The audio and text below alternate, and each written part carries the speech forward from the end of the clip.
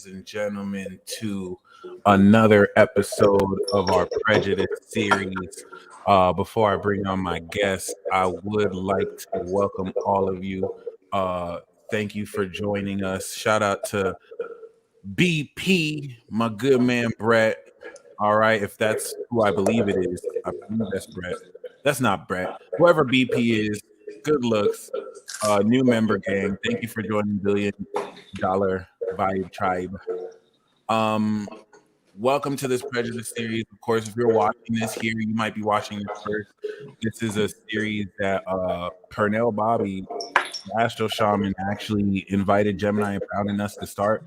So if you would like to get brought up to speed, we did part one yesterday or last Sunday, as this is the weekly series we're doing on his channel. If you refresh the page, you'll see the link to both their channels and also part one. So make sure you check that out this week. But other than that, I'd like to invite my guests, Gemini Brown and Pernell Bobby. What's good, y'all? How y'all doing? What up, y'all? Happy Sunday.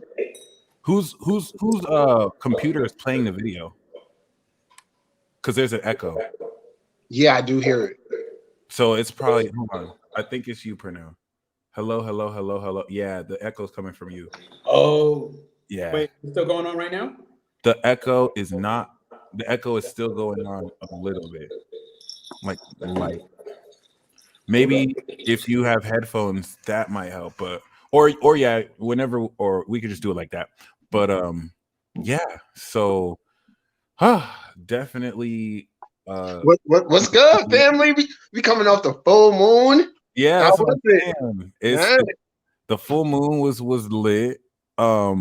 Definitely in Gemini at that. Moon in Cancer was dope. I kind of feel peaceful. It's raining outside on a moon in Leo. I was expecting it to be all beamy and sunny, but I kind of I like that post moon in Cancer release and purge. It is what it is. Yeah.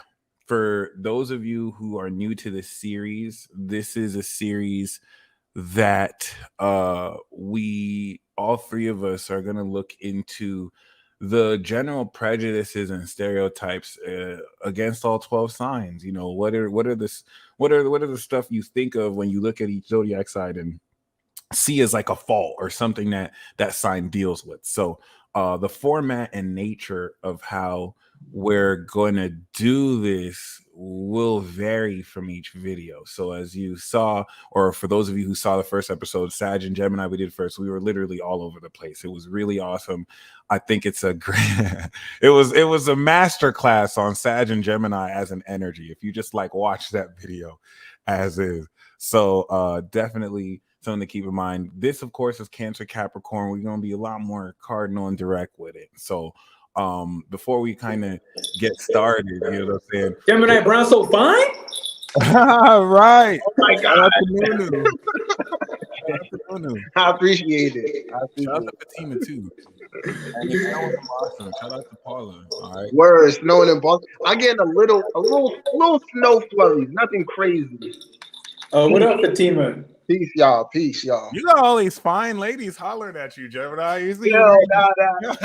Hey, I'm here for it, but I'm each other. Right. That's what's up. So yeah, the way we're gonna do this is we'll kind of talk a little bit about the sign, but given that Gemini Brown has a 10th house sun, we'll have him represent Capricorn, and then given that Pernell as of course a Scorpio rising with the late Sag, we'll have you represent Cancer. You definitely have some 4th house energy or close to Cancer. So what we'll start off with is Pernell, we'll actually have you start off and share what you believe the Cancer Capricorn axis is, like in the Cancer perspective. I want you to say it as if you're Cancer, and then Gemini Brown, after he's done and he passes the rock, I'd definitely love for you to share your wisdom on the Cancer Capricorn opposition, but with you as the Capricorn perspective. Then once that's finished, we're going to go to court. We're actually going to preside over a court session. Judge Peace will rule the court, and the first case on trial will be Cancer. the prosecutor, Capricorn Gemini Brown, will hold Pernell on the stand, and now Gemini Brown will accuse Pernell of the sins of Cancer, and Pernell will be the defendant on the stand defending himself. And then when he's done, Pernell, you're going to be the prosecutor. You're going to accuse Gemini Brown of his. I love it. And then us as the audience will judge, and we'll see, how we move forward, and we can kind of do that for this episode. So before we start, anything you guys wanted to mention? Yeah. Sweet. Number one, am I still echoing with the headphones in? No, you sound great. Okay, dope. Number two, I had this in my dream when I woke up. I swear to God, in court and everything. I sent this to my dream coach. I have a dream coach, and I sent it to her. The whole court thing. When you said it, I was like, yo, I just talked about this today. Like, what? Bro, when I tell you that idea just came, like I didn't enter the video like this is the idea. It just came to me like that on the phone. Yo, that's buck wild. I'm gonna definitely go look at my messages later, because I was talking to my dream coach. I was like, yo, this is blah blah blah blah blah. And so whatever. All right, so I'm the defendant then. That means I'm waiting then. Isn't he prosecuting me first? Isn't that? Yeah, well, before we do that, so what we're gonna, we could just kind of talk, but when you guys are ready, you're gonna give your opening statement, and you're going to share, hey, okay, I got you. This is the Cancer Capricorn opposition, me as a Cancer. Then he's gonna go, this is the Cancer Capricorn's opposition, me as a Capricorn. Then once both of you are done, then he's gonna start prosecuting you, and then when he's done, you'll prosecute him. I got you. Right. I got you. Order in the court. No. This makes total sense. So I'm coming on. I'm all right. I got you. So I'm first stating my case. No, just open with your thoughts about Cancer. How you feel about Cancer? So basically, we want both of you to talk about the opposition, but you with the Cancer perspective and him with the Capricorn perspective. So for starters, I truly believe that Cancer is the most fierce sign in the zodiac. Straight up. I feel like I feel like Cancer is the most fierce sign. I believe that its tenacity is just in its own ways is unmatched. And I say that because of like the wheels of life. The moon moves every 28.5 days. And so it's familiar with the consistency of like spirituality and evidence. And when I say in evidence, things open and they close. We have a new moon cycle. We have first quarter moon. We got third quarter square. So we have all that. And then the full moon, we close it. And then we got the special events being eclipses. And at the end of the day, everybody has always been able to follow the moon or the sun, the two biggest things that's very close to us. So when I look at Cancer, I think it's the most fierce in the sense where I feel personally we need the moon more than we need the sun. I feel like we need our intuition and we need our ability to discern, in a watery sense where water kind of goes through all cracks and barriers and it seeps to the core and the center of things. And the sun can kind of be a little bit more external and even insecure in that external. And I say that as an Aries, right? I say that as an Aries sun. Like I have to address what's the insecurity. So when I think about Cancer, I think it's the most fierce. Quite frankly, I think it's tenacious. And it took me a long time to start to like Cancer. Like I have a Mars in Cancer, for example. And I didn't like it at first. If I'm being honest, when I first started reading about it, doing my research. Nah, bro, I didn't like it. And then as time went on, Cancer, okay, my brother over here, Gemini Brown, I started understanding that in 2022, having a Mars in Cancer is gangster. And in medieval times, having a Mars in Cancer, you just get your head chopped off. It sucks. It's just a bad place to have, especially as a guy.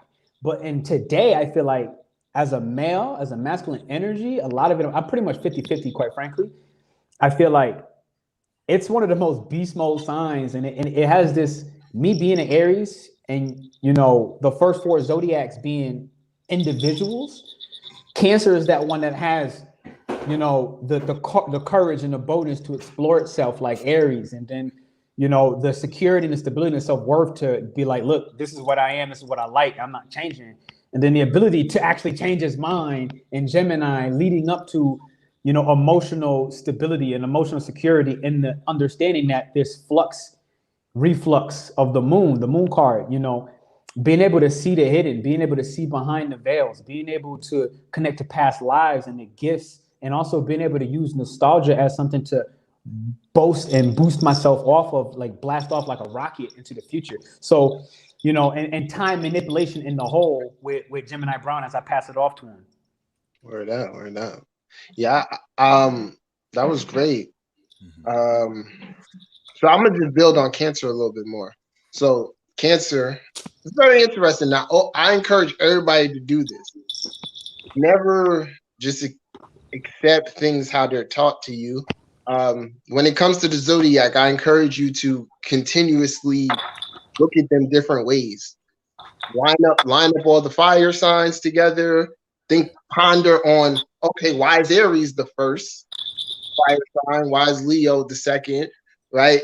Just check for all the little patterns. And with that, I find it interesting with Cancer being the fourth sign, and Aries being the first. So self versus family. And in my studies, I look at Cancer as conditioning, the conditioning of our soul. So when you look at it in a broader perspective, your moon, you can look at the moon sign as the composite of your soul, and given an inner reflection of how the soul is viewing themselves, what skills they have, and all of that. Now, what I also do is I always like to look at the relationship between the sun and the moon. I believe that everyone's moon sign, and everyone's sun sign is a outer reflection of what their inner self, moon, aspires to be in this life. Now, the natural square of Aries in the first house is just like who you are instinctually set to be and ascending to be versus what you subconsciously learn. So I just within Cancer, explore your subconscious programming. It's right next to Gemini. It's right next to Leo. What were your early, childhood dynamics? In psychology, a lot of people would say that most of our personality, this is what some say, the general personality is somewhat formed between 5 and 7, and a lot of that is based on subconscious programming and what is learned. I believe you get the conditioning, but you can change it too. All right. So when going with the idea that Cancer is conditioning, right? It's a family. It's what nurtures you to go out into the 10th house, right? The opposite sign. So you look at Cancer as home. We look at Capricorn as the world, the outer world. Okay. What I'm doing out here, how I'm shining. What'd you say, Mike? Both. Right. Okay. So we go out there, and in a simple sense, who I am in the 10th is partly reflected by how I was conditioned in the 4th. And, in a lot of times, traditional senses, it's like, if my father was a butcher, I'm going to be a butcher. All right. If my family is known for this, I naturally become known for this. And this very much so will ring true. All right. So, right. There's a reputation aspect towards that. And there's naturally part of your reputation is naturally linked to, the stock you come from and, all of that. Furthermore, looking more at Capricorn, in expression, Capricorn is here to achieve. So you want to look at what is the 10th house or Capricorn individual seeking to achieve in matters of career. It's like, what are you willing to do, right? And then in another sense, in a more personal sense, what is your plan, right? And then 10th house is interesting because it represents, in a sense, ascension. So I always feel like people who have 10th house energy, life is supporting your ascension in that way. A lot of times the universe will give you direct responses to what you're supposed to do, or what that outside persona would be. For example, most people with Venus in the 10th house are meant to be doing something creative. What that creative thing is how it's based on what the person's creative palette is and things of that nature. So yeah, a little bit about 10th house Capricorn, all of that.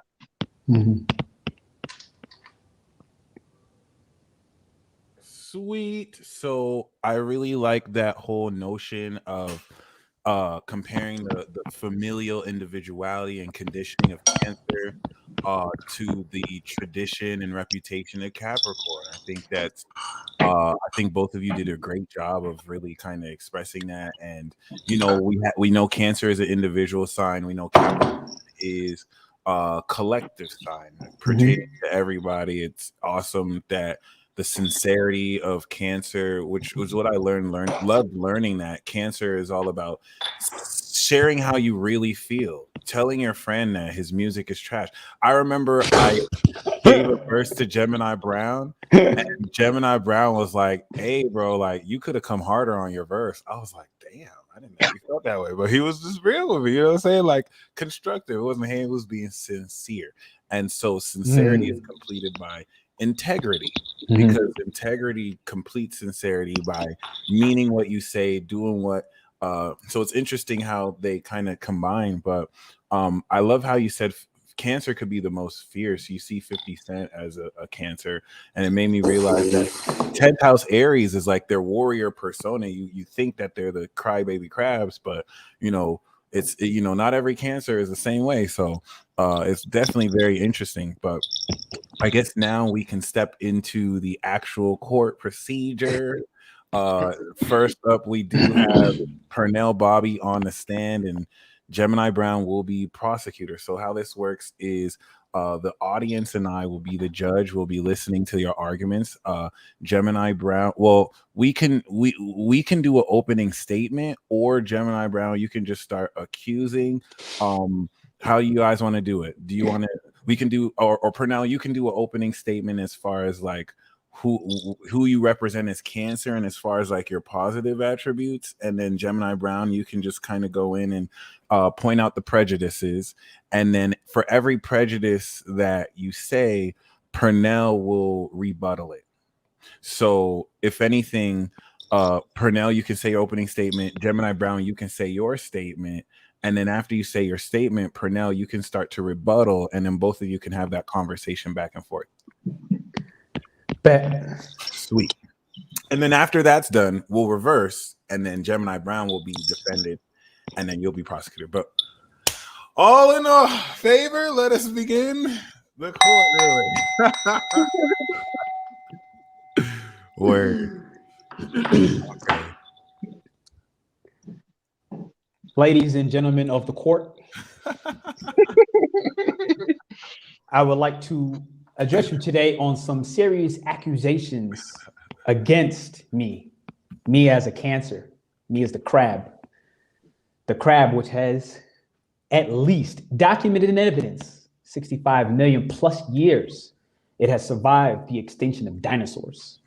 I would like to remind the court that before public relations were formed and social media and influencers have even existed, we have survived the extinction. And in that survival, we have collected in our soul the blueprint, the essence that today you call nostalgia, and I see it as this is what has made us the predators. Hey. The fact that we have chosen to stay private. We have chosen to allow you to believe that we are crybabies. We have chosen this path because through 65 million plus years, we have realized that human beings love a helpless case. They love someone homeless to give $1 to, just so that they can receive external validation and praise. Pisces. And so I would just like to state to the court today, as I get ready to sit down and back in my comfort, back in all my sensitivities, that the crab has always maintained the household. We have always maintained the family dynamic, and we have found ways to respect ancestry and not parade it as an external armor to claim we need reparations from a lifestyle and a lifetime that the people who are alive today have not lived. I would like to take my sensitive crab shell and my soft heart back down as I sit in peace. We now call the prosecutor to the stand. Yeah. I hate to do it. Well, you know, my house controls the law. We control the law. You know, what comes, what goes, all of that. And there's been a problem. There's been a problem within these homes, within these Cancerian homes. I'm seeing missing parents, okay? And I'm seeing a whole lot of children, Gemini to 12, with some psychological scars, subconscious scars, because their daddy left, because their mom is always at work. Oh, shit. Where's daddy at? Leo in the second, probably still chasing skirts, living life without a care. So as a result, in the name of the law, he described my younger sister. In the name of the law, we develop welfare. That is us, Capricorn, taking care, dishing out every month. And the truth is, whether it's child support or welfare, mother or father take that money and probably go stunt where they should be putting milk and food in them cabinets. And guess what? More sex, more babies coming along, and Capricorn just ain't having it. So you know what, Cancer? This proves that you truly are a manipulator. So I accuse you of truly being a crybaby, making crybabies, leaving them crybabies at home, and as a result, having to depend on us. What? Rebuttal. All right, we got the opening statements here. All right, Cancers defended their case and basically, you know, stated that they hooked us up with the foundation. You know, we survived because of the instincts of Aries. And then we have Capricorn, you know, accusing Cancer of certain shady, emotionally manipulative practices. Cancer, is there anything you want to rebuttal with? We now begin a rebuttal stage.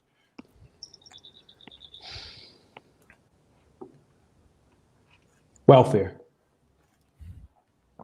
Section 8.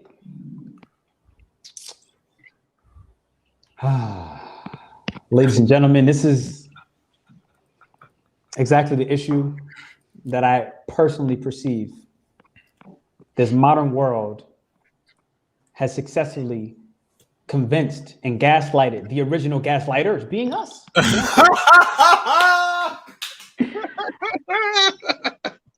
The crab has been the original gaslit in order and means for survival and adaptation, as we had to learn to be passive aggressive.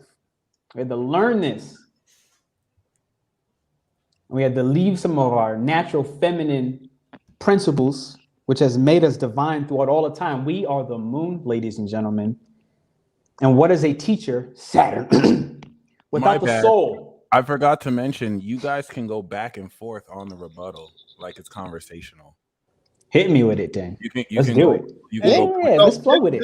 You can go point for point, or you can just do a rebuttal speech, however y'all want to do it. Nah, let's flow with it. So, you know, like I said, I accuse, and this evidence comes from years of astrological practice. Lots of women, and if we take the whole zodiac into account, I would say Cancer men get accused of being the most needy, the most needy, and possibly the, what's that word? I guess a male gold digger, not intentionally, but wanting to be taken care of. So I find with Cancer energy, and I ain't calling out no positions, all right? I'm calling out no positions, but certain positions would indicate masculine energy not going out into that 10th house, ducking the 10th. All right. Psychotic, narcissistic, sociopaths, Machiavellism is all formed, built, maintained, sustained and Capricorn because of so much public praise that has become a requirement for a sense of self. How do you feel about that? Wait. That's the Capricorn rebuttal. I think that was a bit prosecutorial. You know what I'm saying? You still had to defend yourself. Yeah, I'm on defense. You're jumping your band. Yeah. I'm on defense. Save that though. That's a good one.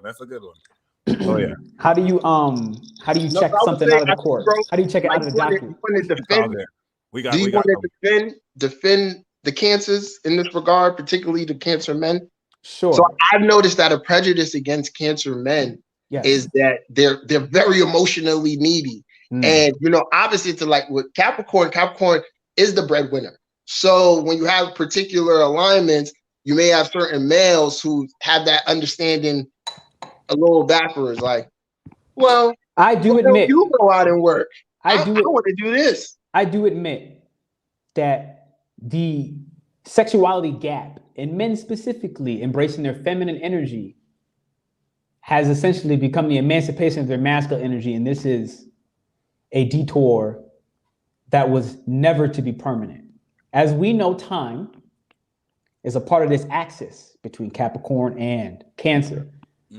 Time has shown and revealed to us that toxic masculinity is on the latter end of its success and its disembowelment of society. It is on the latter end. And so I say this to state that men needed to express their emotions and even become overly emotional, emote to the point of making us sick as a culture, making us sick as a society. And the beauty thing behind all of this is most of those men have become this way in private. We have not publicly shed our tears to such an extent as Cancerian men, rather embraced the necessity of men understanding that feminine energy is a superpower to integrate, not to be overrun by.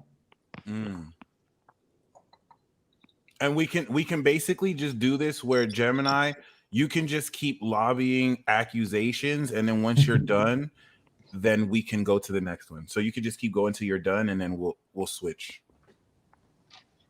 So what did I just say? Just keep prosecuting me. He's literally telling you to nail me and let me defend myself. Yep. Right. So I said emotionally manipulative. You said the men are soft. The men are soft, basically. Yeah. Right. And so other things with Cancers, I would say late bloomers sometime, in regards to Capricorn, the Capricorn outlet is like within the limit, whatever limitations is still a determination to find success. Cancer seeking security in particular thing, but I see emotions can be a limit, can be emotionally limited, which, detracts from like getting into a groove. But when the Cancer is on top of their emotions or in flow with them, they could manifest really, really well. You know what I'm saying? But for the most part, I see them, late bloomers, things like that. I totally agree. And we happily stay this way. Happily. And I say this and I speak for all Cancers, all Cancerians out there, all placements, Venus in Cancer, Moon in Cancer, Sun in Cancer. Because not everything is required to be so public. This is what allows us to actually grow in intelligence, emotionally speaking. Word. I mean, where are we going with this? Someone got to direct this. I don't know. Do you have any more accusations? Like, you could just keep going hard. Like, is that everything you have? Throw something out there, Judge. I don't know. So, okay. So basically, is that all? Are those all the accusations you have against Cancer? Because I know you got more. I know there's more like prejudice. Or if that's it, if that's all you got, you can rest. If you want, what I can do is I got the prejudice list right here. I can list some of those off. Go ahead, bro. That would help greatly. I want to share the list after we're done with the ruling. We'll play another game and then we can go over the. Oh, you already got the PDF. You already got the PDF. No, so you sent me a PDF. It's in the email. It's in the email. Okay. It's in the invite, the Google invite that you and Gemini Brown had. It's attached. Instagram? No, on your Gmail, like in your email. Yeah, your email, your Gmail. Oh, I see. Oh, it's attached. It's attached to it. Yeah. All right, I'll pull it up then. That's awesome. So basically, yeah, if that's all we got, then we will end the prosecutor here. So basically now what we're going to do is we're going to step into now the next Capricorn. You are now on the stand, and Cancer, you are the prosecutor. So basically, Gemini Brown, you're going to give your opening statement. Then Pernell is going to give his statement. And then after that, Pernell, you're just going to, or Gemini Brown, you're and Pernell, you can go back and forth with like, or what you can do, Gemini Brown, you can give your opening statement, and then Pernell, you can just lobby accusations and he can rebuttal and can do like that. Bang. Word. So I'm the reward you receive for getting old. Say what you want about me. Damn, that's how I started. I'm the reward you get. He said, first off, fuck you, and the click you claim, and the click you claim, bitch. Word up, 10,000 gang. I'm the reward you receive for getting old. Say what you want about me. I like control. Facts. I know what I want, and I'll do anything to get to the top. Like that old bad boy slogan, can't stop, won't stop. Success will be mine. Like Pernell kept saying, all within time. That's my domain. So keep pushing. Restrictions will come about, but like a no-look path, you gotta keep looking. You never know. Abundance could be on the creep. If you stay in the house, Cancer, you never get anywhere, Cancer, if you stay in the house sleep. So I know I got enemies. They want to get on my level. Tarot identifies me as the devil. It is what it is. This is true. It is what it is. I move around like a gypsy. I am the law. I'm the government, the politicians. Point blank, period. Y'all niggas need me. Hey. Give me a vote. Let me get my light. Go ahead. Give me a moment. Hey, that's it right there. The law. The law. Oh, this human law. The law that has all of our children that you claim is our fault as Cancers. Those petty Once laws. again, Gemini Brown, whenever you want to rebuttal any of his accusations, it's conversational. Just hit it with the object. I object. You can just go back and forth. Hit it with the object. The laws that are currently in existence have stifled our people as a collective, and your job was to collectively respond. As a god, you act like a human. Oh. And this is a disgrace. As the last four zodiacs, you came here to serve humans and you decided to serve yourself. You got out of touch with the fact that you were a woman, Cap. Oh. Have you been gangbanged so long by Aquarius and Libra and Saturn? Hold on. Objection. Objection sustained. Objection sustained. Order in the court. Nah, I just wanted to point that out. I really want to point. Yo, people forget that Capricorn is a feminine sign. So, the old crone. Yeah, I really think y'all want to keep that in mind. So good pointing that out for sure. So, James Brown says it's the man's world. I mean, it's a very interesting. Beyonce says, "Who won the world, girls?" Who won the world, girls? Right. Yeah, I was gonna rebuttal with some shit like that. That was good. I love it. There we go. Yeah, continue, bro. I just wanted to object to that. As I proceed, I shall step back because I do believe we understand the narrative that this woman has forgotten her place in the world and in the roles. Kat, for starters, you've always been too serious, and we all know it. Uh-oh. Shots fired. Kat came from wayside, bro. I just heard your voice mad far away. You've always been so serious. You know, this obsession with having this boss energy, this big dick energy has honestly and truthfully gotten to your head. And we truly are suffering as a global society based off of so much external validation and as a requirement.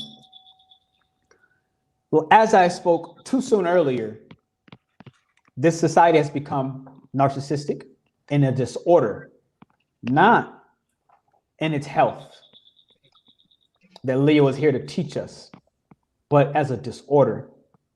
We have watched you, Capricorn, ignore your emotions so sincerely, which is what you claim to be, sincere. We have so sincerely watched you avoid and repress your emotions, embrace melancholy, and continue to set these rules from a standpoint of melancholy, from a standpoint of something that validates you externally outside of yourself. You have forgotten your femininity and the importance that women do run the world, regardless of what they say. So I'm gonna object right here. So what it is that when it comes to this femininity, you're just one form. By the time you get to Capricorn, you realize women, they really don't want the norm. They want to be with a boss, okay? And Capricorn shows you got to do what you got to do at all costs. So what you don't know is that while you ride around in your Volkswagen. Objection, Your Honor. Am I defending? When you don't know that when you ride around with your Volkswagen, secretly, she's at my mansion, Jupiter in the 12th, Sagittarius in the 12th, riding my dragon. Exhibit A. Hey, I just call it how I see it.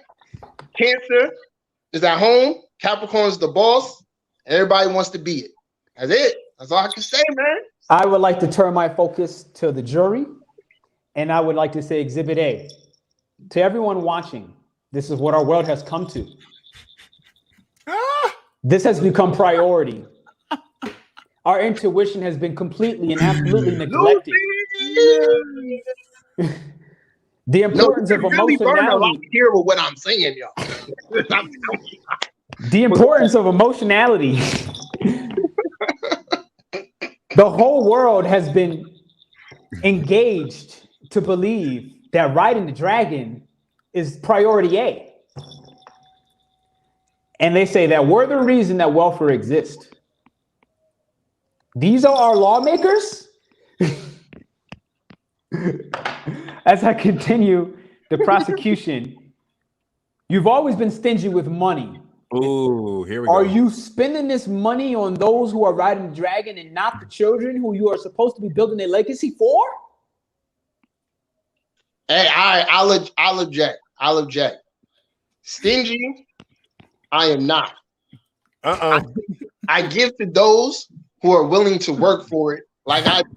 Hey. I'm the bank. You need a loan? Holla at me. But I need to know that you can pay this loan back. Oh shit. That's wild. That's what it is. Cancer just wants to give me. Have you forgotten that we are the foundation of the family?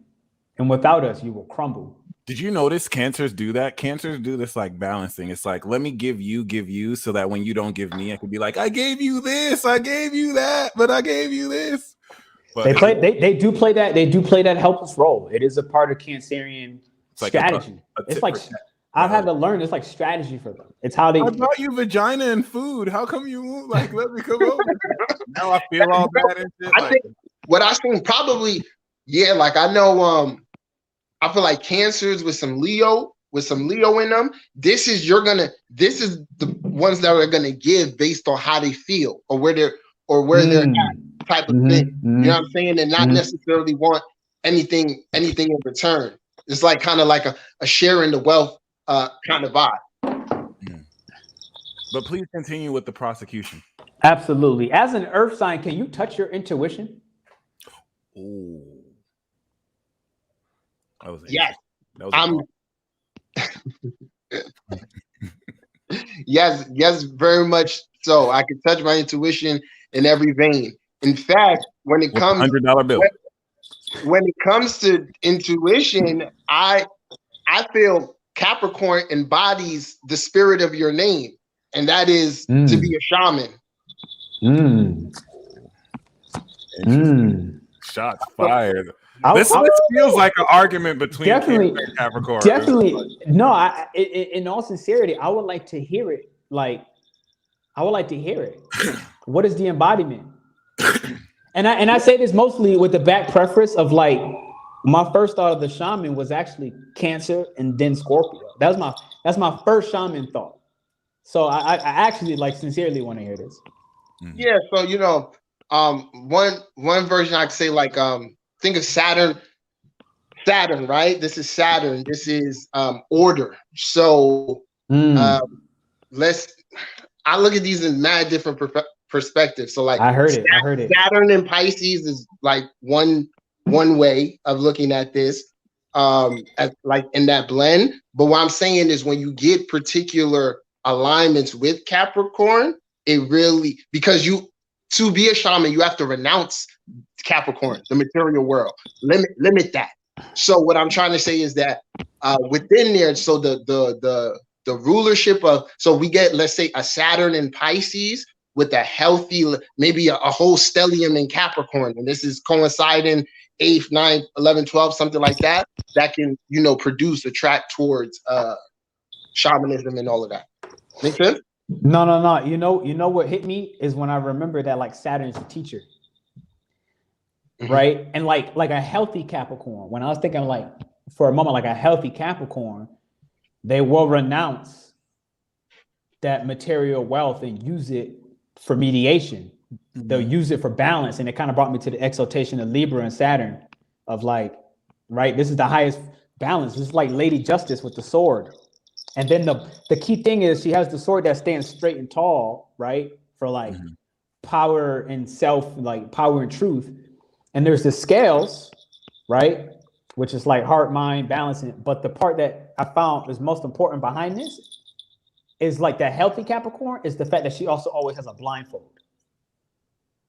And that part matters the most, I feel like, because it's like Capricorn with a blindfold. Well, imagine if it's not buying a car because it thinks that everybody thinks this is the nice car and it's just buying it because it's comfortable, right? The shadow, comfort, Cancer. If it's buying it for those reasons rather than to stunt, then it's in health. And it kind of, it does fit, you just unlock me. You just help open me up on a whole, like, I see how Capricorn is some of that shit. And this the irony, right? Like my North Node is in Capricorn. So that's the irony, right? Like literally 2 months ago, my name was shifted because I was denying the shaman within me. I wasn't fully embracing it. And so like the whole eclipse got me. The whole eclipse was like, hey, wake up, Scorpio. It was like, so no, that was actually, I just had a learning point. So that's beautiful. To finish out my prosecution, you're cheap as fuck and you're wealthy as fuck. At the same time, you ain't got no trust, you ain't got no love. Y'all all think y'all billionaires, but where the money really at? Strategist, you feel like one at least. You cold, you distant, and you're an absolute lie detector, which I do believe it is true. That's all my prejudices laid out there. All right. Do we have any rebuttals? What you mean a lie detector? Capricorns are lie detectors. I truly feel that like they detect lies. Like it's really hard to lie to a Capricorn in their face. Yeah. Like if you're gonna lie to a Capricorn, they're just gonna know and they're gonna watch you and they're gonna be like, "That's your fault." Like you truly committed suicide. You committed public suicide by lying to me in my face.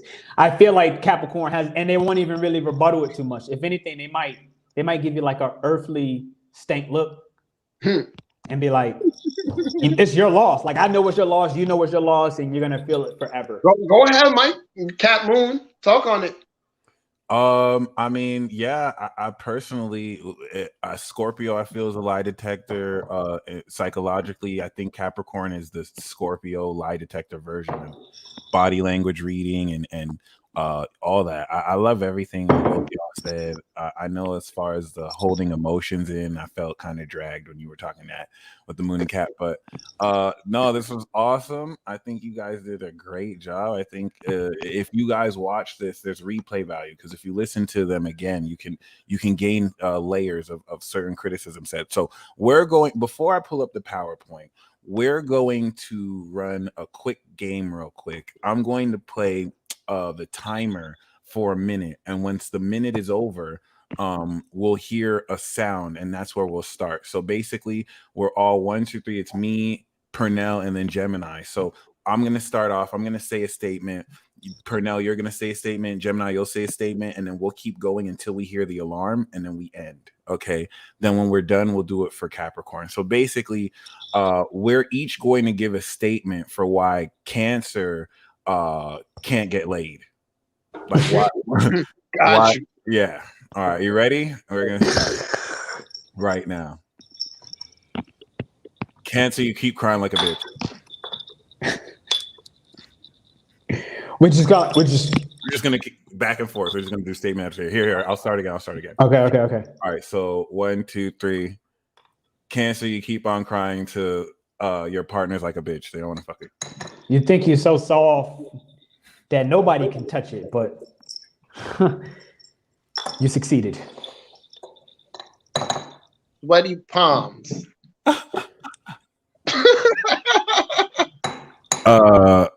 Emotionally manipulative AF. Your breasts are just so big, I couldn't find the. That's why I can't get laid.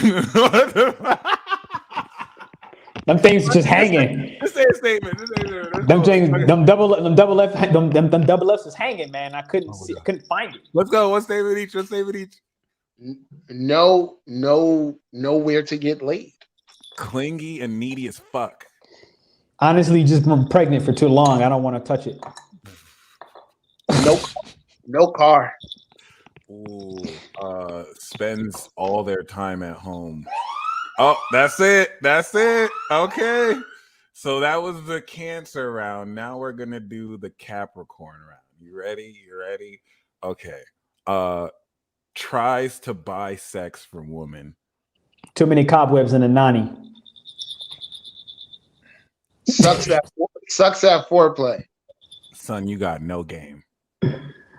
Honestly, that spinal disease is just not cutting it for me. No time. Works too much. And your skin is wrinkly. Can't emotionally closed off. Fuck romance. Name your price. Because BDSM is just not my style.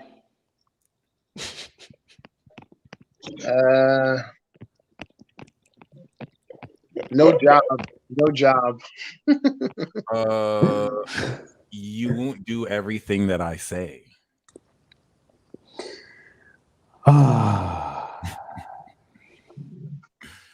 That's it. I'm tired.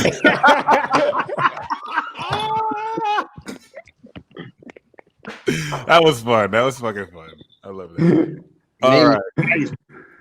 So name your price. That's what I love about Cap. It's like y'all little boys and chasing these women. I just pay them.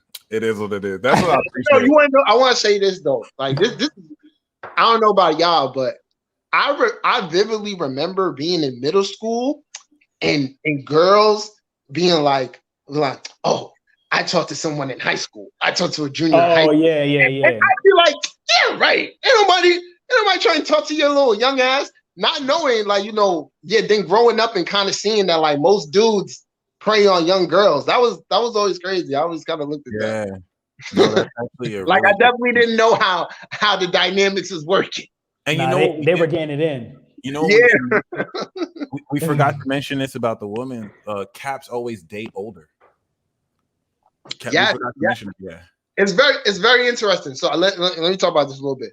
I've seen things. So I would say when I get somebody with Venus conjunct Saturn, and then variations of Venus and Cap, you'll find either a very long relationship that isn't necessarily everything.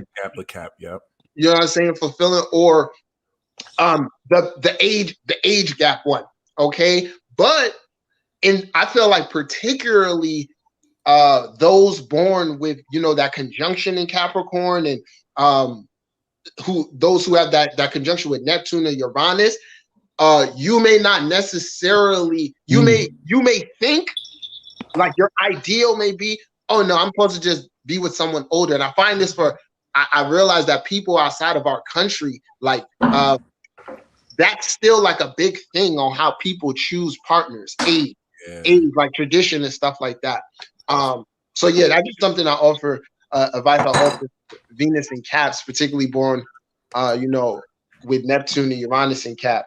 You may not necessarily be meant to be with someone older, but you may think that's for you. I love that. Just based off of tradition. Right, just based off of tradition, correct. Yep.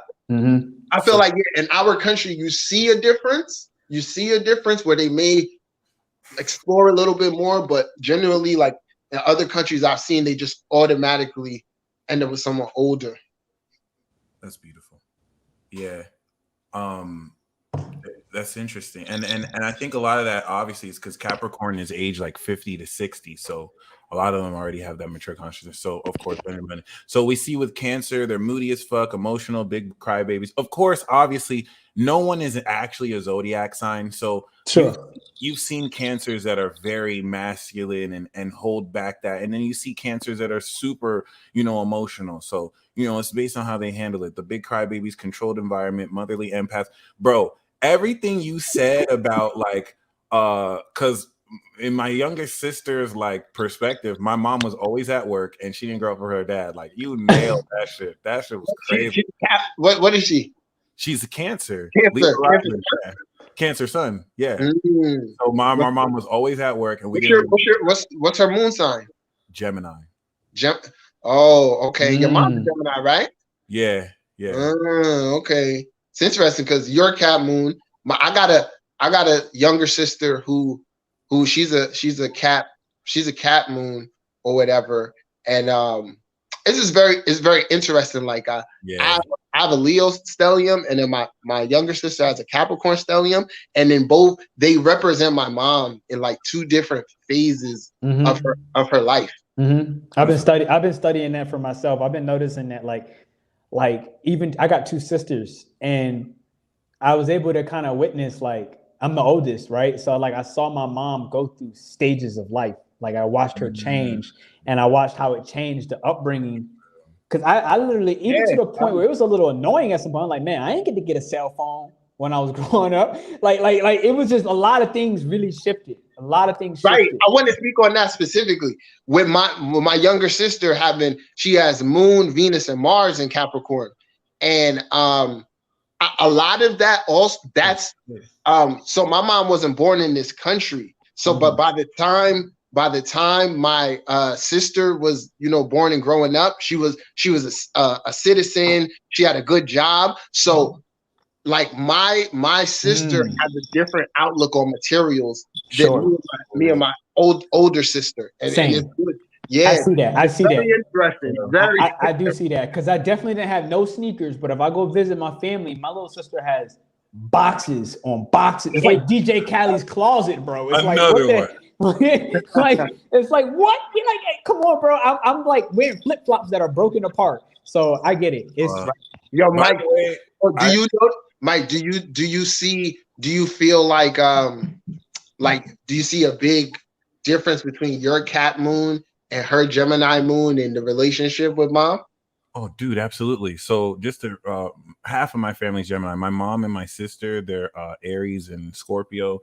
They don't have that's a whole nother dynamic. But I love that you asked that because my mom is also a Cap moon. It's just her Saturn's in Aquarius, not Cap like mine. So yeah, it's very subtly different. And what I learned is, of course, I didn't realize my mom was the Gemini Cap that worked all the time. So we didn't get nurtured. Our mom didn't be like, I love you, like hold and call us. Her nurturing was giving us like 30-minute, hour-long lectures. She'd go in, she got the Venus and Leo. Every time she give us a lecture, I feel like I was in a movie scene.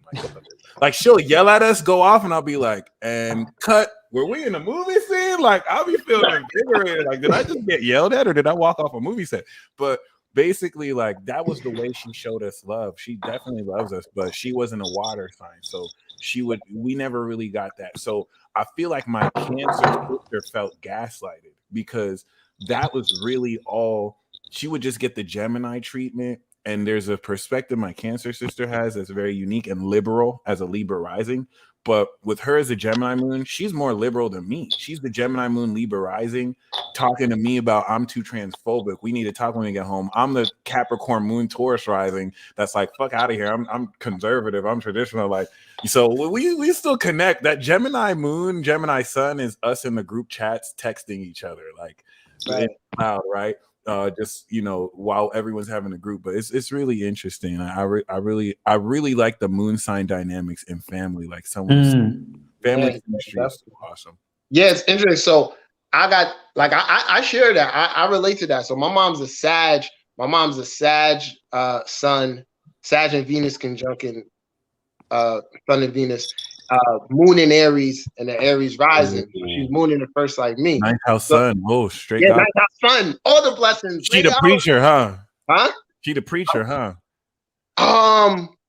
No, I think that's what I do. I guess that's what I embody through the Gemini. Like okay. Yeah. No, she's not. She's a worker, right? Not like okay. So, yeah, she leads with by example. Yeah, right. Yeah, she gets shit done. She's awesome. She's like the fourth. She's like the fourth of seven, but she's the top dog. You know what I'm saying? She's the rock. Appreciate that. I fucking appreciate that. That's real as fuck. That's deep. Word up. Everyone knows.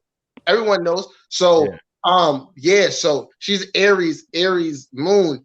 So my eldest sister is a Libra moon with an Aries sun. So she's a full moon baby. Ooh. And like literally, wait, Aries sun, Libra moon. My oldest sister, yep. Oh, so her and my mom have that sun moon conjunction. Yeah, bro, we got a whole lot of Aries going on in here. I think we were meant to meet, bro. Yeah, that's most that, bro. So like, and then I like how Aries is the older sister and brother of Gemini. So y'all fam, like no. This is crazy. Like I really tell people to ponder all of this. Like I'm very aware of the energies I put around myself. You know what I'm saying? I need it in an Aries. Like, I had to grow to learn that shit. Like, because I'm not gonna hold you. I didn't. When I was younger, I didn't fuck with the immaturity and the Aries. I really didn't. I never. My dad was an Aries, and he would be like in the restaurants wilding out at people, and it'd be embarrassing. And it wasn't until my Saturn return, I'm like, oh, people are stupid. That's why Aries be Aries. And like, I was like, okay, these people are masculine as fuck. Like, it took me a while to get used to it. Yo, can I test to that for a moment? Can I? Bro, so I got this neighbor.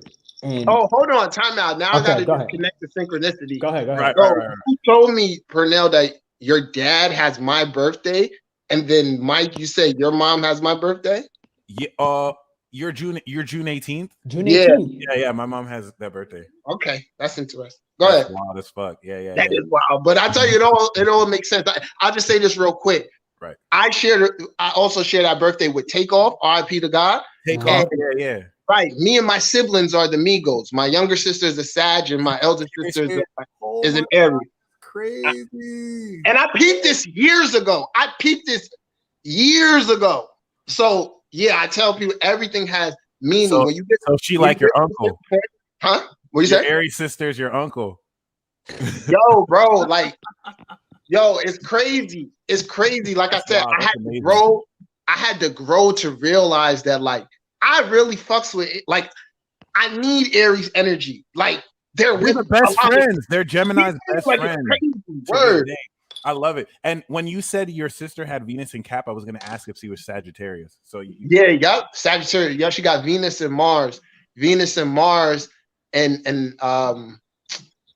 her moon in the 6th house, which is a correspondence to me being a Virgo moon. So it represents that within my mom.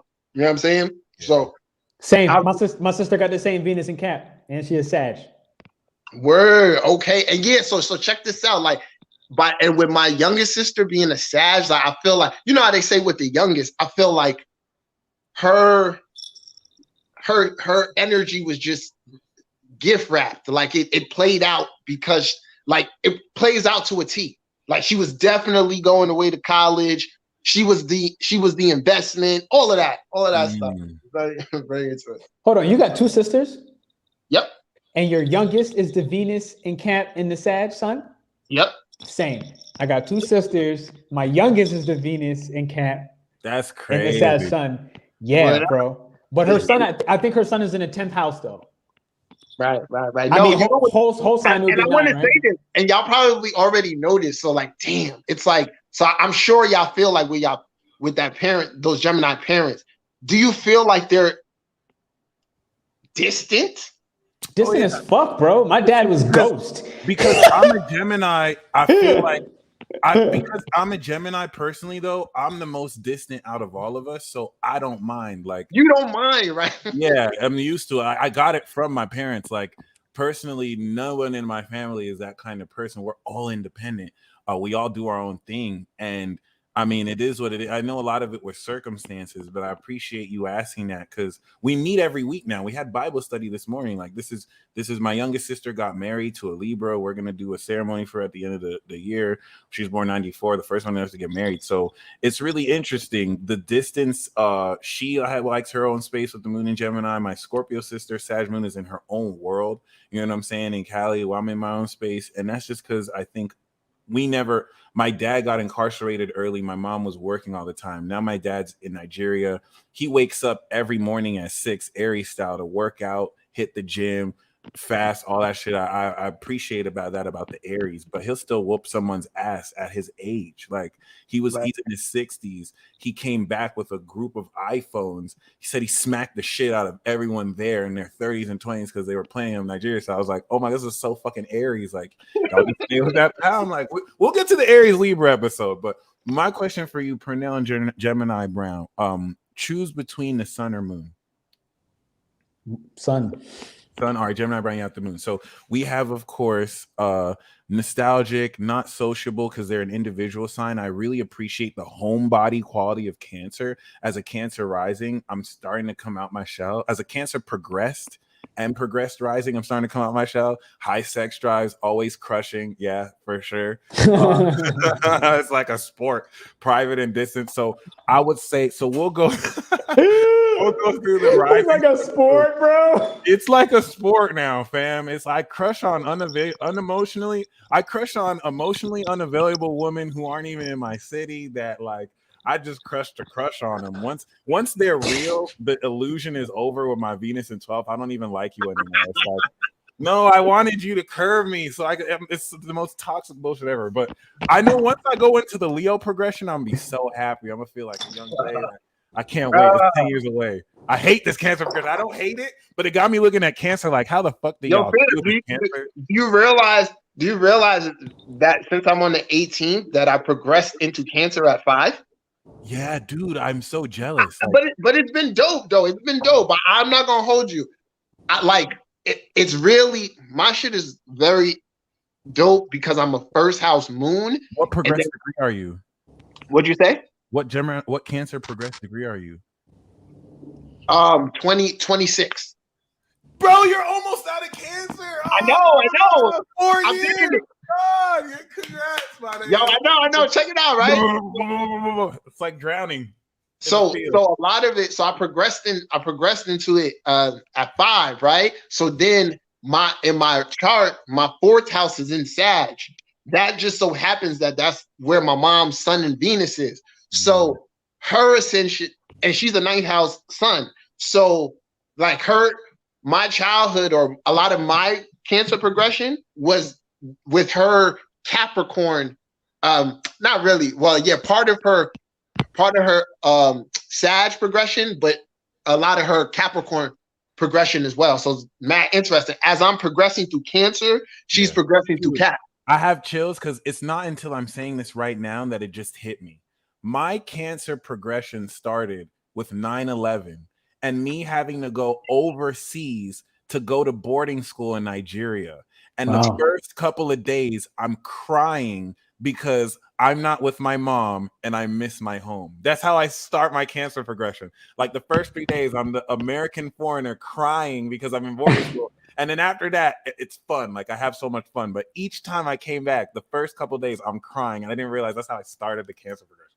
How long was that? So it started 2001, and then I had the full moon 2017, which was when I made $100,000 for the first time. I never had to work a job again. I was working with Astrological as Magic Mike, and now I'm getting ready to complete the Cancer over the next 10 years. This is my last 10 years of being of Cancer finally, and we'll see what that's like. But I'm glowing up right now. My progressed sun is on my progressed Jupiter, and my moon is in Aries, about to be. Oh, I'm about to blow, y'all. I'm about to fucking blow. I'm taking y'all with me. It is what it is. I'm kidnapping for y'all. But basically, as I'm gonna go over the Cancer rising, what it's like to have this as a rising. Pernell, you can go through it with the Cancer sun. Gemini can go through the moon, and then we'll do the same for Capricorn. So for those of you with Cancer rising or Cancer placements, the instrumentality of your personality as a high priestess actually gives a lot of the house placements. Gemini was saying credence, you know what I'm saying? 12th house Gemini, 2nd house Leo. You have main character energy. A lot of people don't know Leo is the main character, but 2nd house, you have Leo, you have main character energy as this makeup artist. So it definitely tunes your personality with your moods. And what do you guys have for the sun and the moon? As far as prejudices too. Oh, sure. So, I mean, I think the prejudice of the crybaby thing is most conscious sun with Cancer. You think the sun does it more than the moon and rising? I feel like so, because I've met a lot of Cancer moons. Right. And to be honest, like you can't see them cry. Like I think people forget that Cancer's emotions are private. The moon is private too. The moon is also private, right? Like I think sometimes like that's why like the crybaby narrative, I think it goes over the top. I think we don't really check where it's really coming from or what aspects might play, because Cancer is private. Like its emotions are for it itself. Like its emotional intelligence is formed by keeping those emotions inward. And it's actually something I had to learn from the other overt parts of me, that my Cancer. Now, I will say this: my Cancer is in the 8th house, so okay, that's a big prerequisite, because 8th house is also kind of hidden. But it's been teaching me late of how unconscious I've been of how much more private in a way that I need to be with my own emotions. And when I say that, I mean me dealing my emotions for myself rather than making it somebody else's responsibility. And I had to check in with that, like especially during like my dating phase. It's like I had to really realize I was kind of projecting those outwards and like, yo, take care of my emotions. And I realized it was a call for me to be like, I need to take care of this, and I need to be emotionally responsible for this myself. So I feel like with the sun, you know, the whole not sociable thing, it kind of reminds me of Elon Musk. Shout out to him in a way. Right. He's ripping Twitter stuff up. I heard Apple's about to pull the app. Then I heard Apple about to pull the app off, bro. Like, can you imagine? He's already fearing for his life. He's saying that, you know, I heard it might happen to him. So I heard it, and I feel like Elon. So he's a Cancer sun. No, he has like I think 9 kids. I think 1 died. So I think he has 8 alive. It's like the Cancer sun. I feel like this is one of the reasons why they stay so private, because he has all of that tenacity I spoke about in the beginning, all that fierceness, all of that go get it type mentality. As a cardinal, it is cardinal water. I think it's hard sometimes for people to remember that Cancer is cardinal, and it likes to push. It just needs to feel safe first. And that's so the thing is, it needs to focus on what are my securities that I need. The sun is very aware of that. And I feel like Elon is an example as a Cancer sun. Like he is very aware of what did he need way before he came across starting to make public moves with Twitter, public moves with a spaceship and a rocket. All that stuff is public. But what did he do in private? And I feel like the Cancer sun is really where we can consciously become aware of how we assert ourselves after we get our needs met, home, money, whatever it is. Yeah, right. So from the moon perspective, I love it too. So one thing I've been doing, my time as an astrologer, I love being around pregnant people, and I love kind of just seeing how the pregnancy develops, seeing how the mom is and things like that, and and then ultimately seeing how that's reflected, once the child arrives. So I know for a fact, because I have a couple nieces and nephews with Cancer moons. Mom was highly emotional during the pregnancy. She could have spent a lot of time crying, but now the aspects of your Cancer moon and where your Cancer moon is placed, it kind of can give you more insight as to like what was going on. So I've seen this repeatedly. Cancer moon in the 10th house, that's a mom who is ambitious, and possibly during that pregnancy she was still working. Mm-hmm. She was still focused on her 10th house things, and then your 10th house Cancer moon is reflecting, her initiating and getting her started in her career, and then as she progresses, that can help the Cancer moon create security within that area. So Cancer moons, well, I guess applying this to the prejudices, these are people that are, I find it, especially a moon in the first person, they're very easy to bond with. I like people who can, you don't have to be like all the way out there, but I just like people who are you can get to know them. So you don't have to try to figure them out. Where Capricorn, that's kind of a lot of, you fucking trying to get these people to open up a little bit. But Cancer, I find, is more inviting and stuff. And then the next thing is that you got to know naturally, they're going back to that conditioning aspect, and they come from drama. Drama's going to be a part of them. You know what I'm saying? So you may not be a dramatic person, and the Cancer person may not necessarily outwardly seem dramatic, but if that moon is indicating, that's where they come from, or they witness that, it's just going to be a natural thing for you to have flare-ups with them, or those moments of manipulation. Whether and the manipulative thing is very interesting, because I don't know, it's not always. I know it's seen as bad, but it's not always coming from a bad. You know what I always hear about Cancer? Like, many different Cancer women have said this. They've never met each other, but they all say the same thing. And it's the most amazing, hilariously true thing. Every time Cancers bring up emotional manipulation, they say, but we do it in a good way to help people. We're not Scorpio that doesn't. It's like Gemini. Every one of them says that Scorpio. It's like Gemini manipulation of words, bro. Right. It's the same thing. It's the same thing. Like manipulation itself, the root word, it only means what it means. How we decide to use it, whether it's in integrity or not, is completely different, because Gemini is hella persuasive. They can convince somebody to do something through words, play. Yeah. And Cancer that could help. Cancer can convince you to do something and make you think you thought of it, but they basically influence. But I just love how they shit on Scorpio every time. It's like, we're not evil like Scorpio. Like, we use it to help people. And I'm like, yo. But that's a deflect.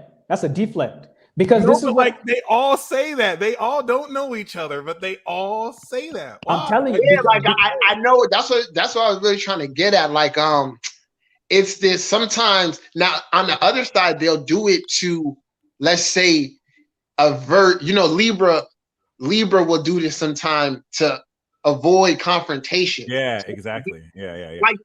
Like that. Yeah. So you just gotta be, aware of it and stuff like that. Yeah. So with Cancer, I feel like, this goes underlooked tremendously, that it's exalted in Jupiter for a reason. And I feel like it is not talked about a lot. Like, what makes it exalted there? You got that in? You got that Cancer in Jupiter? Cancer, yeah, it's one of my best placements. To be so you tell us about it then. You literally is astrology and you got the placement. If I didn't have it, I would be the coldest, most heartless motherfucker. It's like, I have it and I'm still cold. Like Like if I like the Jupiter helps me be empathic so I can still feel it and not give a fuck. And that's the moon and Cap. But the Jupiter helps me be so empathic. It helps me feel emotions at the richest, highest quality. And I'm not even a water sign. So I feel like I'm not using it to its fullest potential, albeit progressed. It's the shit. I want to learn how to you want to know the next thing you with that Jupiter and Cancer, you guys what's that word? Your metabolisms. Yeah. Yo.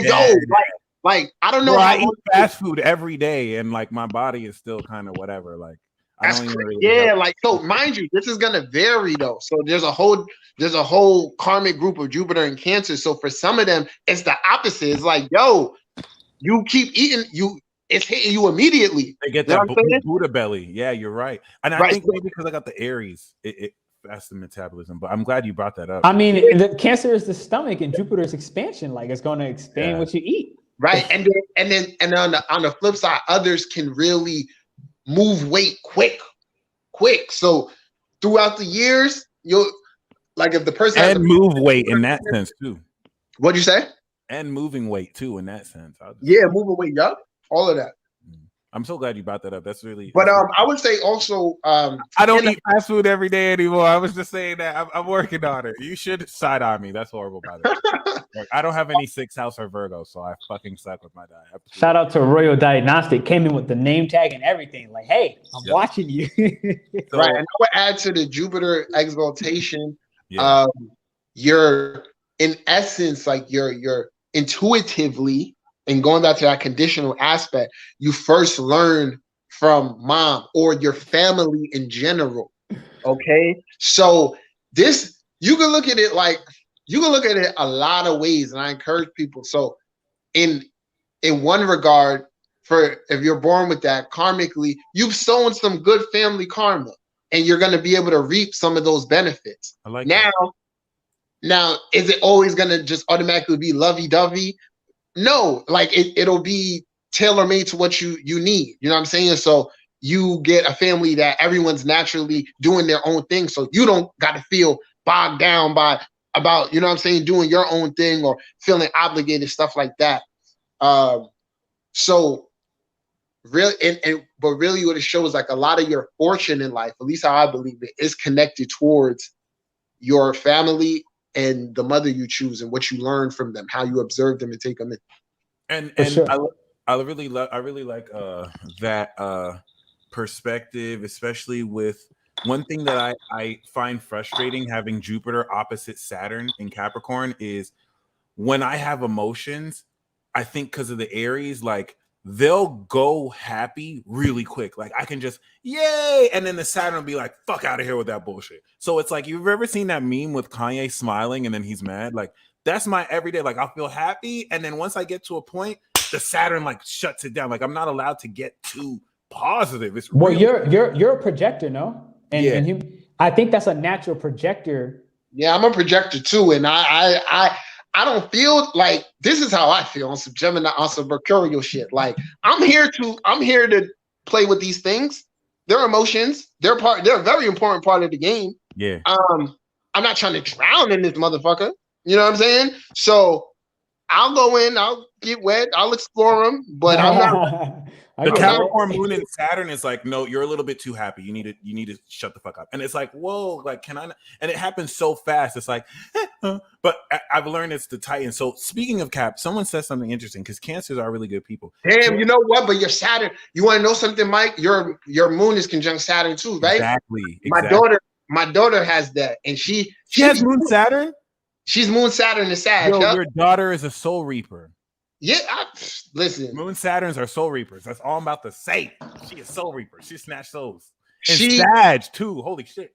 She's like, she does that. Like it's very, you know, when kids go through their little stages of things, whatever, but it'll be she's having a good ass time, naturally optimistic. But then there's a baseline. I noticed that. I'm like, okay, all right. But yeah. Is she emotionally constipated? Or is that just the Capricorn thing? No, so check this out. Now, this is what I encourage everyone to study. So I'm a moon in the first. I have a family pattern of this moon in the first. My daughter's the moon in the first two. Wow. So, and her mom's a Sag. And her mom's a Sag. So, what's the revelation? What's the revelation? I'll put it like this. This is how I feel. I feel like I'm her son's in the 10th too. So I matter, but I don't think she really needs me yet. For the moon stuff. So as long as mom can give her the moon stuff how she needs it, because like I'm the son of a Pisces.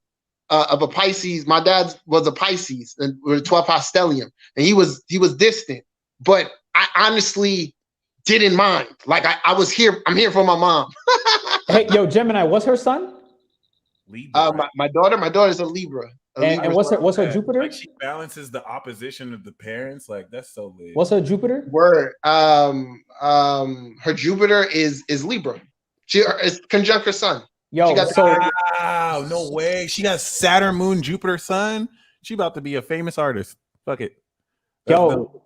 So what I got is what you from at least from what I gather in the moment, like what your daughter needs you for is actually to help her continuously change her perspective and stay in a learning mindset rather than kind of being a master, rather than right. Yeah. So yeah, her north node and Mercury in the 9th. So I just got to create you're in her 7th then.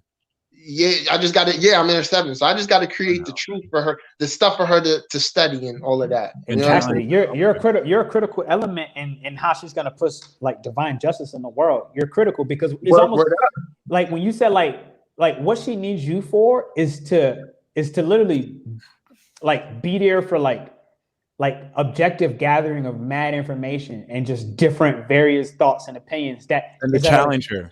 Exactly. At a young consciousness.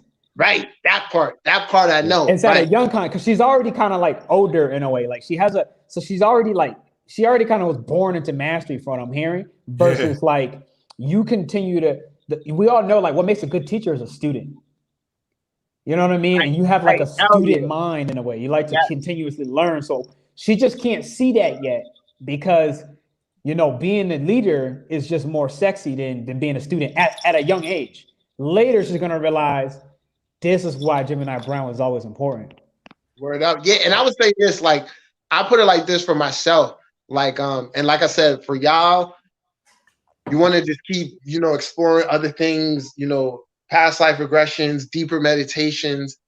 You know, I've done so much work with myself where I understand that like I wasn't meant to have like with my son in the 10th, and I know what other you don't want a son in the 9th house dad. You don't want a LeBron James. Everyone thinks they want that, but you really don't. Well, a son in the 10th needs space to create their own identity, and they need good like role models and stuff like that. But they need to feel like they're swinging their own authority. I know for myself that like you know, because my dad always was sickly most of my life, so I realized that like had I been around him a lot in my childhood, I feel like that would have gave me a mindset that wouldn't necessarily work the best for me and how I've developed it. You know what I'm saying? Because let's say you'll be more health conscious, but also kind of worried about being sick or growing up in an environment, picking up on that energy, if that makes sense to you. Yeah. You know what I'm saying? So I find that like with Sun in the 10th, there's a need. The father comes in at a particular time to like when you're kind of ready to assert or be in that 10th house to kind of guide you and all of that. Interesting. I know personally I have Saturn in the 9th, and it delayed my relationship with my father till 30. So now he has his new family. We talk now, like every now and then. We're the only, but you know, it's legit. And I graduated too. Shout out to him. So I want to really speak of how Cancer is like at most 12 years old. They're like 9 to 12. Capricorn is like in the 60s. So one thing I've always believed as a theory is Aries, Taurus, Gemini, Cancer cannot be evil. Like they can't necessarily be bad because these are the children who get corrupted, and then Cancer or Capricorn is the one who corrupts. That opposition where the individual gets corrupted by the collective. So next we do have a Capricorn, serious as fuck, obviously. Someone has to hold it down. Boss energy, money over everything. Stingy with money, emotionless, professional class, loyal to a fault. Interesting. Cheap as fuck, wealthy as fuck, no trust, no love, all billionaires. Strategist, fields, cold and distant, lie detectors. I also maintain Capricorn is the evil sign of the zodiac. You have the devil, right? You have pure evil with Scorpio. You have evil with Cap. You have evil genius. With I'm not. I'm the cheap. I'm not feeling that cheap as fuck thing. Like they're cheap. Well, cheap as fuck in a mind. It just means resourceful for me. When I hear that, it just sounds like resourceful. Leo is generous. Leo will give everyone. Like Leo is Fat Joe who spent money on all his friends. Capricorn is not spending a dime on you. You didn't work for this unless you really matter. I have the money to pay you. No. You want to know? Look. This is how I view cheap, and I really feel like I've understood this through being an astrologer too. You know what I look at cheap as? Virgo is cheapness. Now, here's the thing: cheating. I look at cheapness as a personal thing. Frugal though. Yeah, that's the other word, right? I look at it as like fuck you, me thinking you're supposed to give me some shit. Nah, fuck all that. I look at if you're cheap with yourself, that's a problem. You get what I'm saying?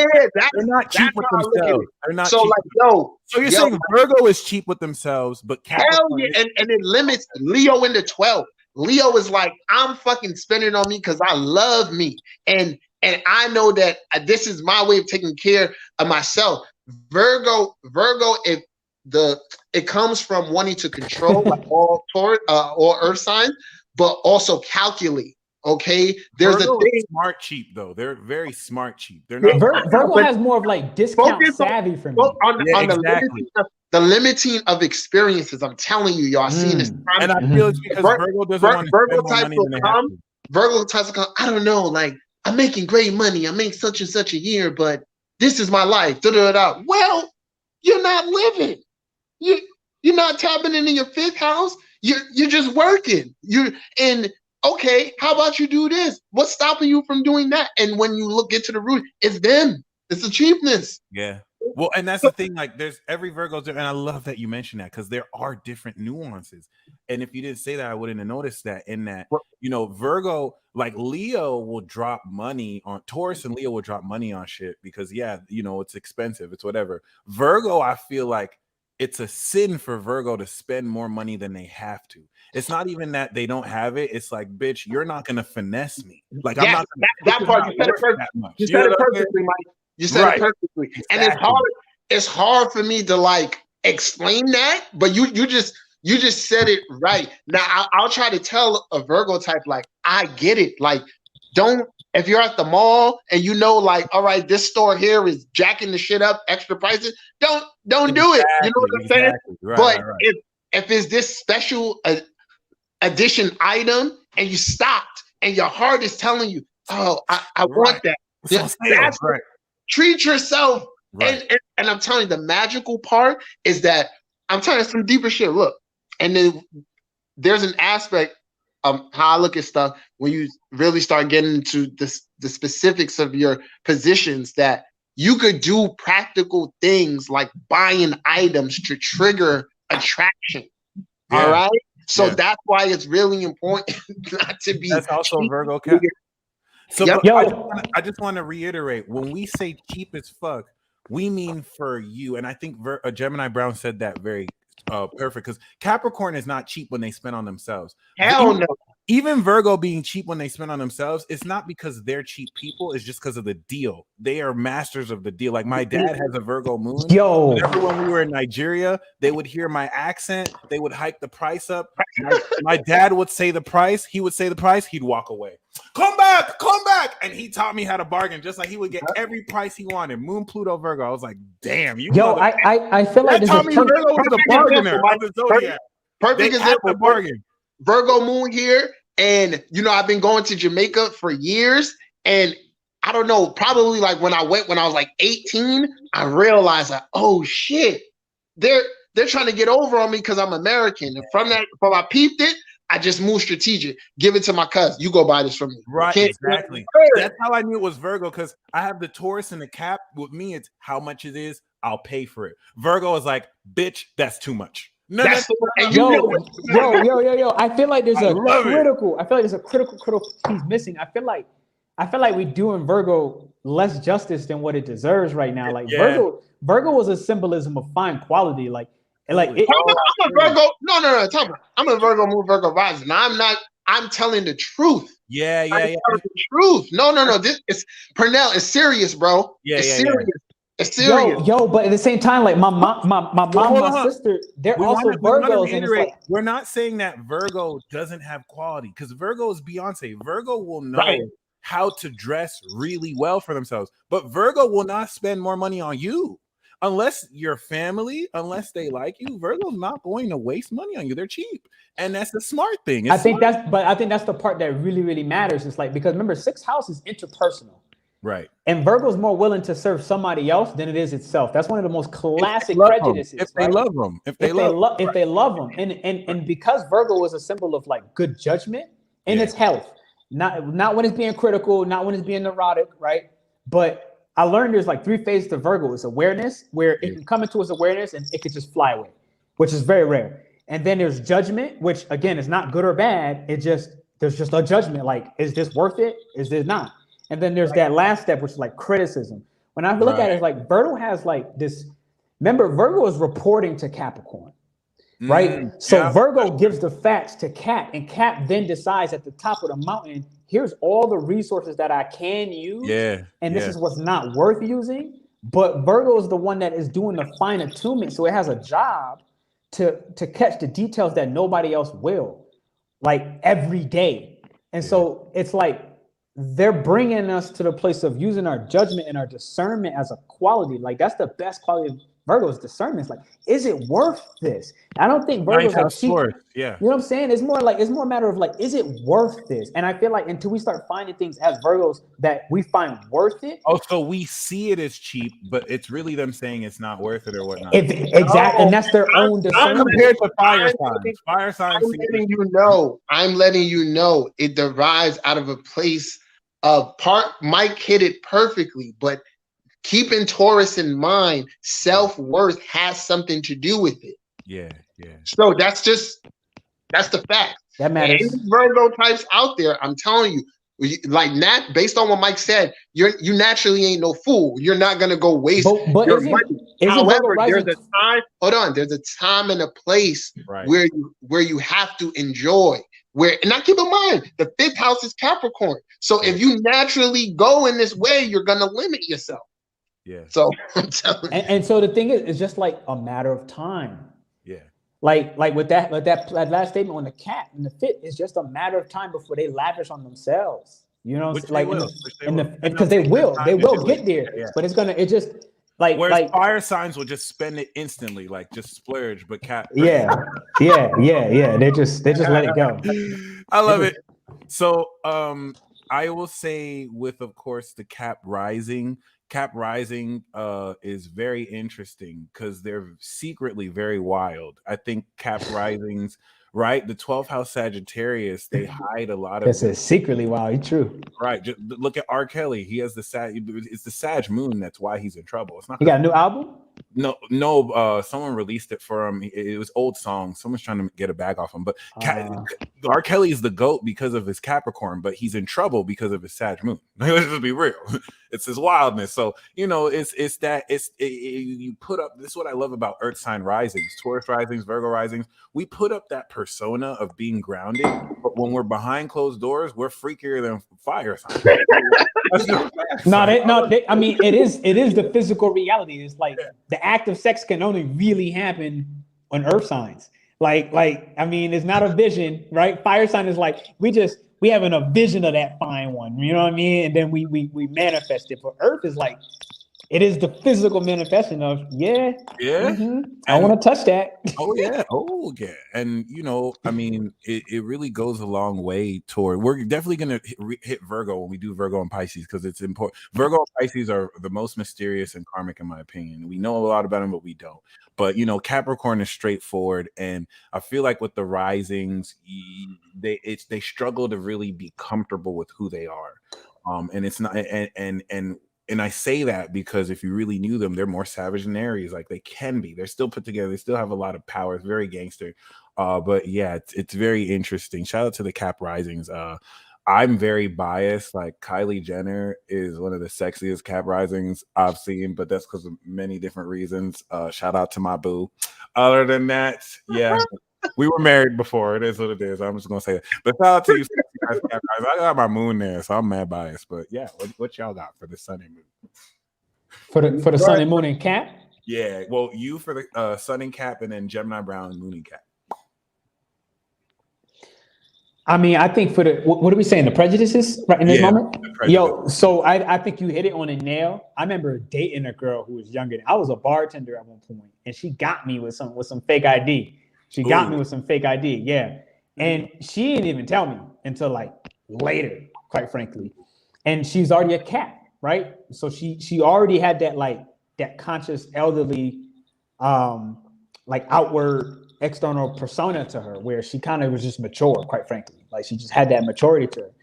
But when I think about like Cap suns, first off, I think Cap suns are sexy. I have not really met too many Caps that are just not sexy. I think I'm biased as fuck, but I'm obsessed with Caps. I think Caps are sexy. I think part of what makes them sexy is they feel so unobtainable. They got sexy fingers too, and unattainable. Yeah. What? They got that energy. Like Gemini Brown was saying, like you have to really try and get to know them. They don't like you, so that's one of the things I feel like about Cap suns. Like it's the unobtainable nature to them that does bring some draw, at least for me, and that's a personal opinion. Wait, am I tripping or?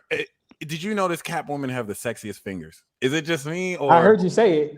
I'll be looking at some hands, but I ain't necessarily specified by sign. Okay. I didn't. Yeah, I never really noticed. I can't even see her hands right now. I'm trying to think of Cap suns, and I can't even see the hands. Nice and long. They nice and witchy and long. Cat woman be witchy as fuck. They look like they got a magic broom and a cat. Like, I don't know. It's interesting. I think they do got the witchiness to them. I think they all have a natural curve that is not always so voluptuous, but there's an appeal that's always present somehow, some way. And again, right, really I look at the combination of all the signs and whatnot. But when I think about this, true. You know what I mean? When I think about the sun and Cat, I feel like the prejudice is that their power is in the belief, in the perseverance of just working hard, but to the point of almost like absolution, like they work themselves to the point where like, do you enjoy anything ever? So that part does exist, at least from what I've seen from Cap moons. It's like allow yourself to just chill, just take it easy sometimes, because now you don't work so hard for blah, blah, blah. And you're 50, you're ready to retire. And it's like, you just started your life. I feel like that can happen sometime with the Cap sun. Yeah. So I'm gonna share this one for definitely Cap sun. So by virtue of being a Capricorn sun or a 10th house person, I think what's that a buzz? What's that? Oh, my bad. You said something dope and I tapped you on it. Okay. By virtue of being, a Capricorn sun, you're gonna be seen as somewhat distant. You know what I'm saying? Like, especially depending on how ambitious you are, what you're chasing. So, like that, it's just one of those things that come with it. Like I'll say this, like, and y'all can speak on your own risings and stuff. So I feel like. And it's interesting. I got a compliment earlier, and I tend to get I get a lot of compliments or whatever. But as a Virgo moon, like when I'm looking at it energetically, I'm like, Virgo isn't seen as sexy. Of course, anybody could be sexy, but the energy isn't seen as sexy. If you value those particular things, like one thing I'm always getting told that women enjoy is that because I listen. So I will I will bring up something that they said that they probably didn't realize that I caught. You know what I'm saying? So those little things. With a Capricorn, it's kind of like you have to have this natural understanding, like, yo, they got shit to do. I can't you have to find that sexy. Literally, you have to find that sexy. So it's very interesting with that energy and just how it plays out, and depending on how you're relating. So let's look at the quincunx between Leo and Cap. And the quincunx is one where it can definitely make you attracted to that person, but then in the interaction, like, what the fuck? I can't get on the right page. So like a Leo moon dealing with like a Cap sun, they're getting checked with their clinging. They didn't know they was clinging. Just on how the Cap is moving, it's like, I don't got time for none of that. Like, you know what I got time for. Wow.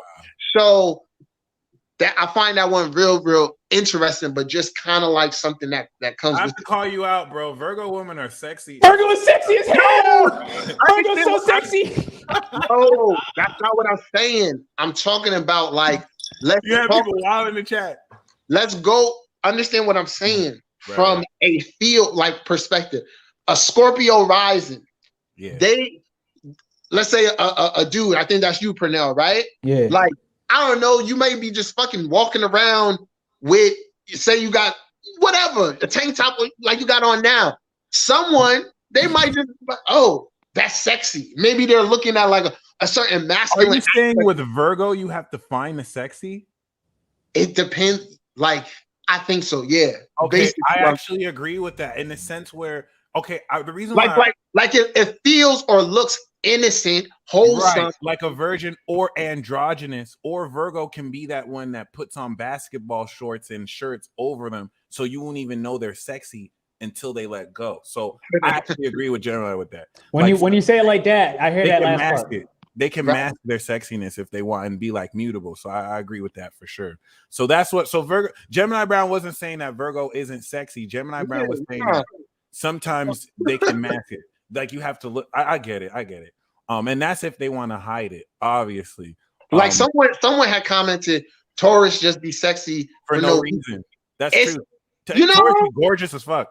Be fucking just looking all fucking chiseled and shit. Yes. Like, the men and the women. Yeah. Straight up. Yeah.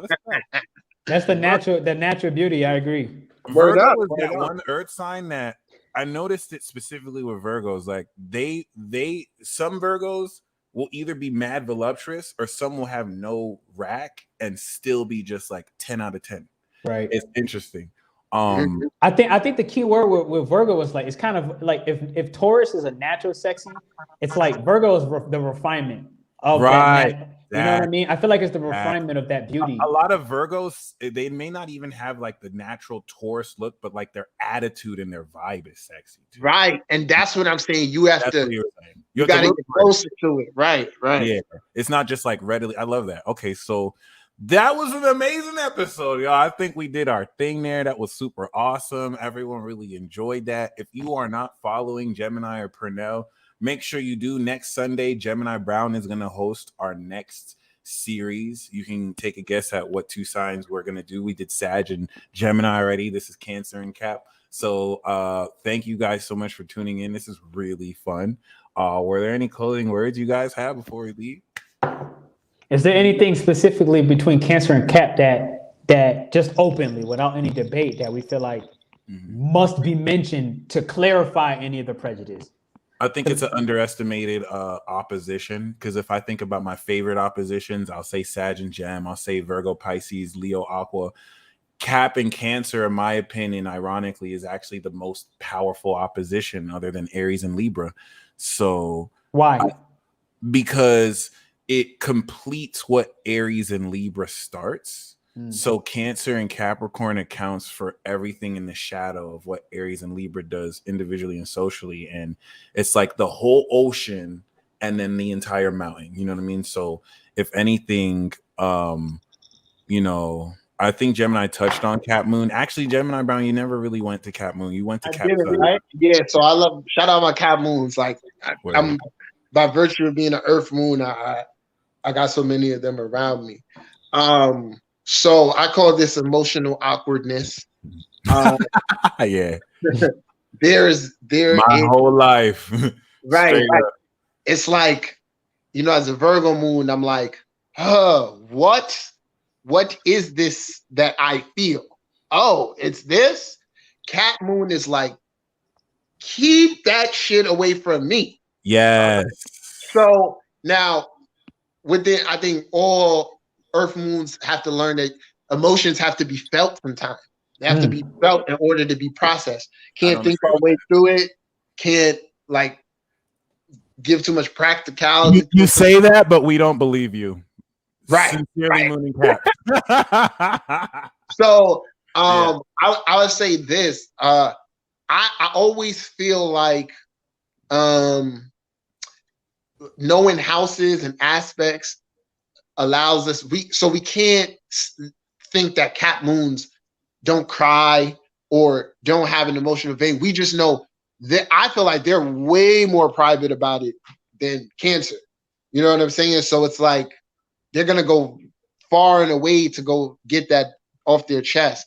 But ultimately, it's something to be embraced, not publicly. Keep that shit to yourself, but you want to find the public crying. That shit is the most. Yeah, no. I ain't telling you to do that. I'm telling you just no. Like co-signing you, like cat moons. We hate when people cry publicly, like publicly, right? Because they're looking at it like, all right, we're not here to deal with it like that. So I'll tell cat moons like, if you can find that place to where you can cry, you could cry by yourself.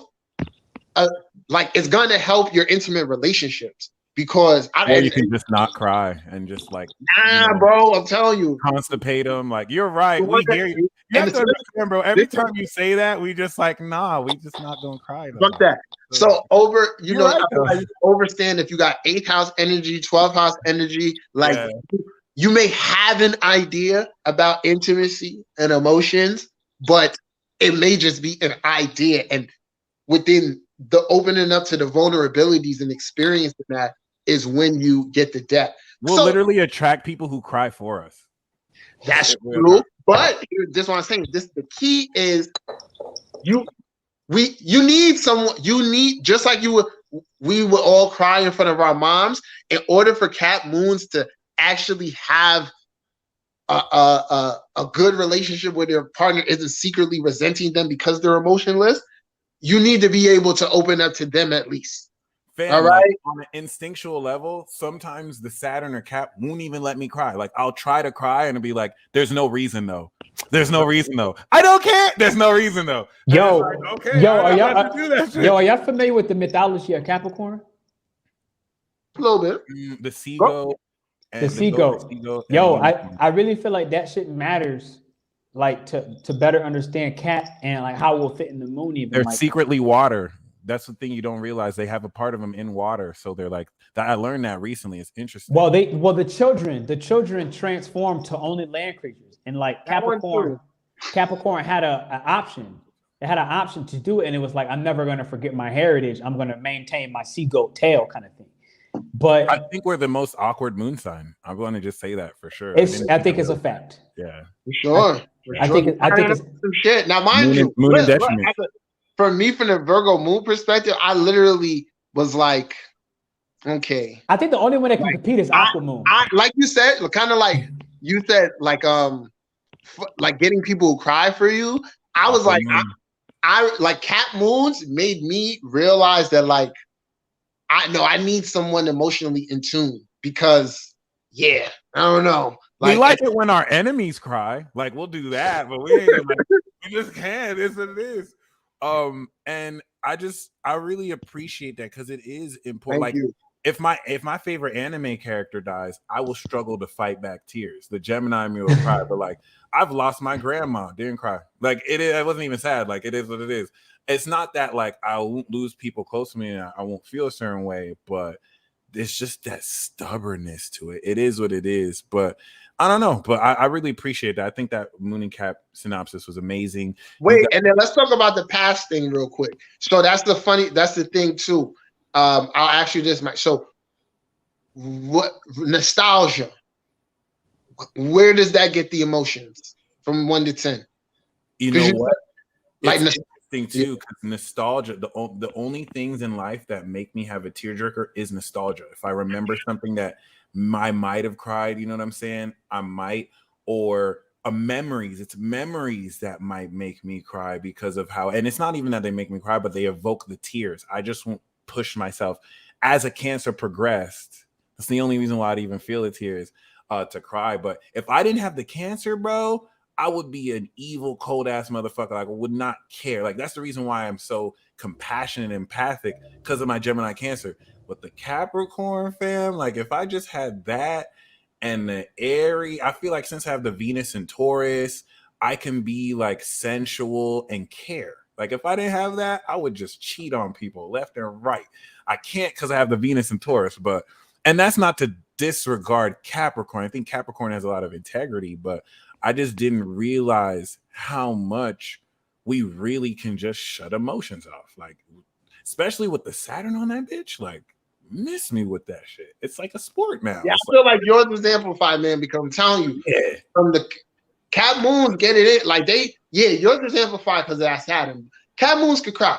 They could cry. Cat Moons, everyone cries differently. Bawling is a whole nother thing, but being moved, getting that heart rate going, and you want to be able to do that. Aqua Moon and Cat Moon for sure, but I want to speak on what you said. I feel like Cancer Moons, they'll readily cry and they won't hold it back. Cat Moons, they'll hold it up, and then they'll burst. Unless you have the Saturn Cat Moon, you will not cry, fam. A frustration crazy. Right, frustration cry. Yes. Oh my God, that's the only cry. Frustration, like, oh, like, fucking bitch. Like, yes, that's it. That's the only way. You nailed it. Anyway, you know what I'm saying? You guys stay blessed as always. This was fucking awesome. Make sure you subscribe to both. Okay. And until next time, you guys enjoy your week ahead and peace.